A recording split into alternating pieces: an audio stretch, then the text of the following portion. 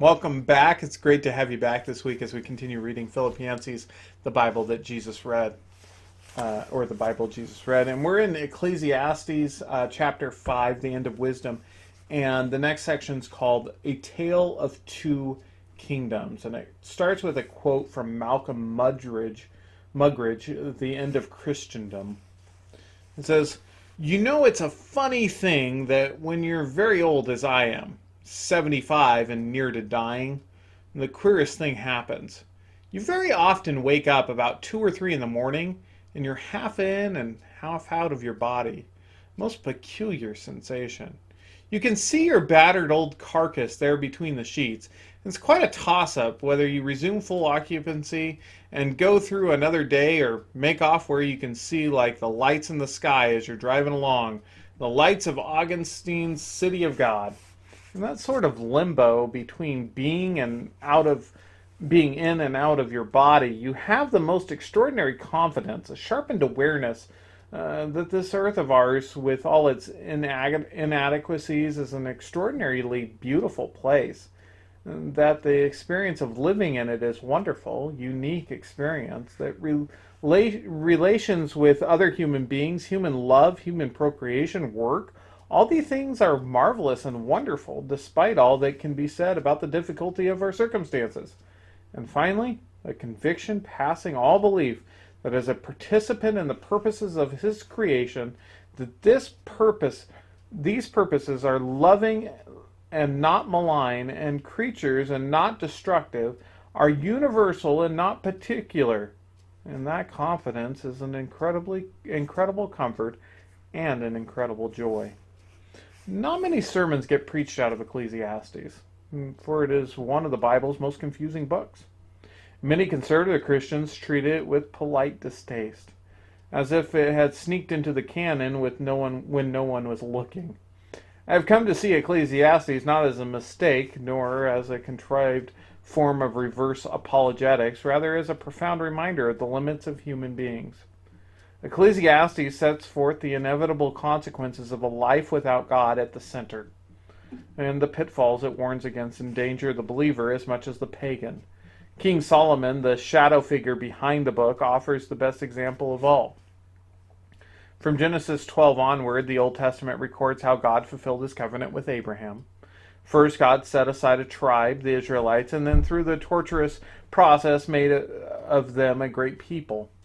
After the exodus out of Egypt, they gained their own land, the last of the promises to be fulfilled. In Solomon's day, the United Nation had peace and prosperity. And the climax came in an astounding close encounter of a third kind scene recorded in 1 Kings 8, when the glory of the Lord swooped down to fill Solomon's temple. In Solomon's day, everything was working. Jews were bringing light to the Gentiles. A parade of foreign rulers from Sheba and elsewhere came to see for themselves the wonders of Israel and Israel's God. Solomon's reign stands out as a shining moment of tranquility in the tormented history of the Jews. No one in history started out with greater advantages than King Solomon. With his privileges of birth, his enormous natural talent, and a supernatural gift of wisdom, yet not even Solomon, with all his wisdom, could bear the burden of the gods. His sexual excesses were legendary: 700 wives and 300 concubines. 1 Kings describes the 7-year construction of God's temple in elaborate detail, and then pointedly notes that Solomon's palace, twice the temple size, took twice as long to build. It was Solomon who first placed pagan idols in sacred places in Jerusalem, in an attempt to placate his exotic wives. The earnest ruler who had showed such promise ended up defying all of God's rules against a king's excesses. The author of 3,000 Proverbs broke them with an immoderation that had never been equaled. The nation split in two after Solomon's death and slid toward ruin from that day on. As Moses had predicted long before, Israel's finest hour led to its precipitous decline and fall. Ecclesiastes, reflecting the beginning of that decline, comes to us as the hardest lesson learned in the streets of Jerusalem. It is, in short, a profound summary of the city of man versus the city of God, the kingdom of this world versus the kingdom of heaven.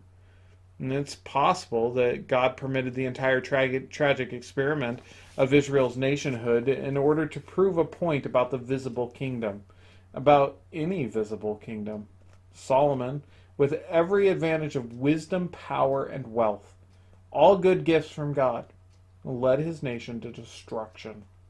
Did God grant Solomon those advantages in order to put to death illusions and thus prepare the way for a new kingdom? Kingdoms of this world are built on intelligence, beauty, wealth, and strength. Yet even at their best, their Solomonic best, each human attractions fail. Has not history borne out that truth again and again, world without end? A later king, one greater than Solomon, he claimed, established his rule instead among the lame and the poor and oppressed and ritually unclean. He belittled Solomon's glory by comparing it to that of the common daylily. He offered no rewards other than the prospect of an executioner's cross. Solomon's kingdom succeeds by accumulation. Jesus' kingdom succeeds by self-sacrifice. You must lose yourself to find yourself, was Jesus' most repeated proverb. The world was still not ready for Jesus' kind of kingdom. Even when he returned to earth after resurrection, the disciples did not grasp the difference. "Lord, are you at this time going to restore the kingdom of Israel?" they asked, still yearning for the visible kingdom of Solomon. The kings of Israel who followed Solomon did not learn. The disciples who followed Jesus did not learn. And what of us?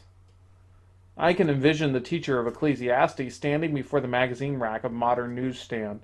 All those bodybuilding magazines, Shape, New Body, Muscle and Fitness. Do you think that flesh lasts forever? Have you no thought for the grave? Success, ink, and entrepreneur. What are you scrambling for? Do you truly believe that you will find satisfaction there? Mad, Lampoon, Atlantic, Harper's. I tried folly as well as wisdom, and both led to the same place, to the grave. In Jesus' cryptic words, which would stand as a summary for the message of Ecclesiastes, what good is it for man to gain the whole world, yet forfeit his soul? Ecclesiastes has an eerily modern ring to it because we have not learned its most basic lessons. We too chase the allure of the visible kingdom. Existentialist writers popular in the 60s proved prophetic in one sense. They exclaimed the illusions we live under and exposed them as illusions. In one sense, the restless, those who sense the world's disharmony, are closer to God than those satisfied in the world. In Walker Percy's words, human alienation is first and last the homelessness of a man who is not in fact at home. Unlike the teacher, most modern writers blame God or the lack of God for the human condition. Few instead perceive despair as a symptom of our humble need for God. They do not show us the home for which we were created to belong. The last section is called The End of the Matter. The Jews have a custom of remembering Ecclesiastes once a year during the Festival of Tents. When I lived in Chicago, families along the North Shore erected tents in the backyards of the suburban homes, inside which they ate meals and reflected on the Old Testament accounts of their ancestors in the Sinai wilderness. In the midst of that ceremony, a leader stood among them and read the entire book of Ecclesiastes aloud. It served as a sober warning against depending on their own success and prosperity. Perhaps we should all adopt the Jewish practice of the annual reading. Especially we Americans in our condominiums and gated communities surrounded by the bounty of our visible kingdom, smugly reassured by the triumph of capitalism, our nation secure behind its shield of nuclear weapons. J.I. Packer calls Ecclesiastes the one book of Scripture that is expressly designated to turn us into realists. For committed Christians as well, Ecclesiastes offers a corrective. At times we may find that faith has gone dead, that the answers we cling to no longer seem to offer solution to life.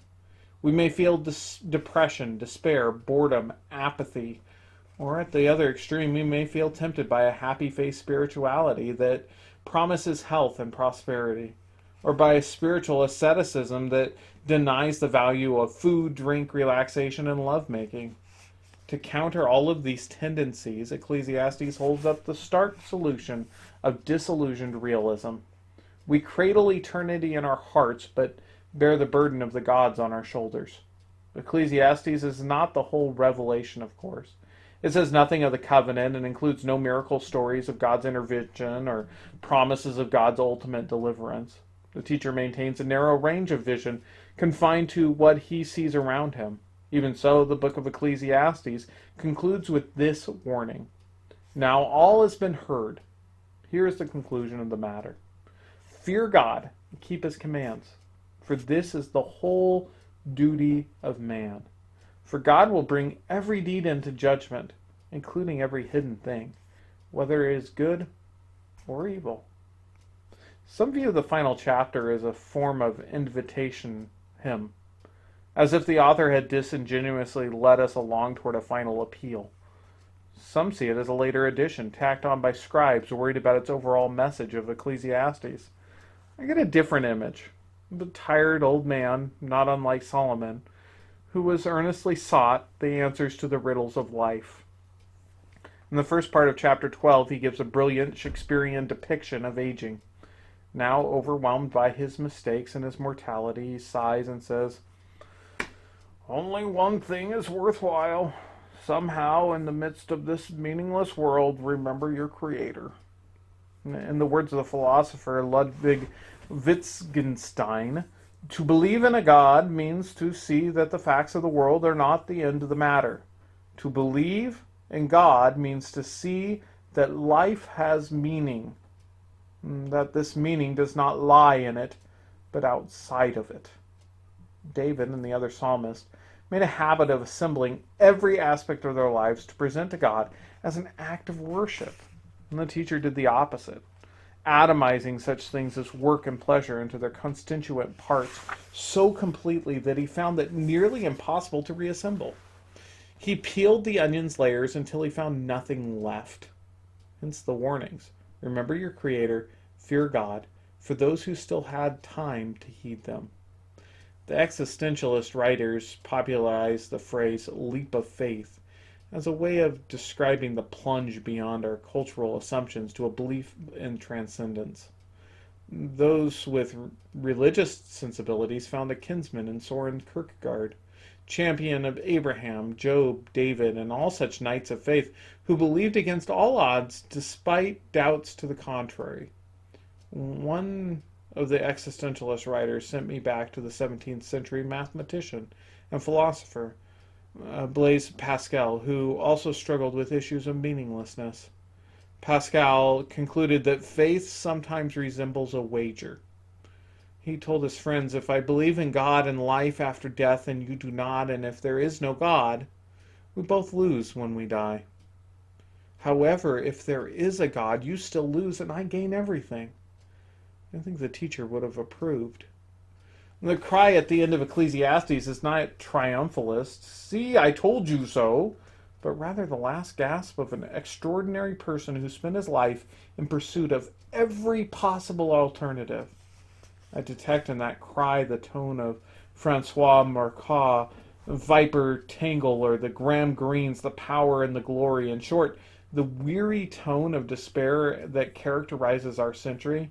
If you are trapped in the visible world and insist on seeing nothing else, cold logic will lead you toward meaninglessness and despair.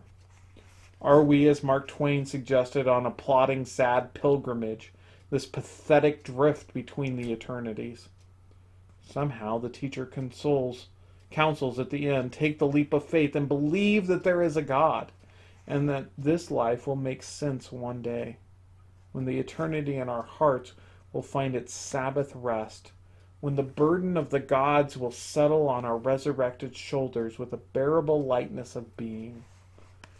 Dag Hammarskjöld in markings wrote, I don't know who or what put the question. I don't know when it was put. I don't even remember answering.